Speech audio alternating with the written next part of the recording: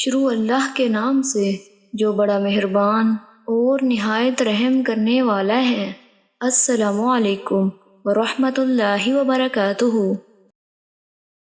حضرت ابو ہریرہ رضی اللہ تعالیٰ عنہ بیان کرتے ہیں، رسول اللہ صلی اللہ علیہ وآلہ وسلم سے مشرکین کی اولاد کے بارے میں دریافت کیا گیا تو آپ صلی اللہ علیہ وآلہ وسلم نے فرمایا، ان کے اعمال کے متعلق اللہ بہتر جانتا ہے۔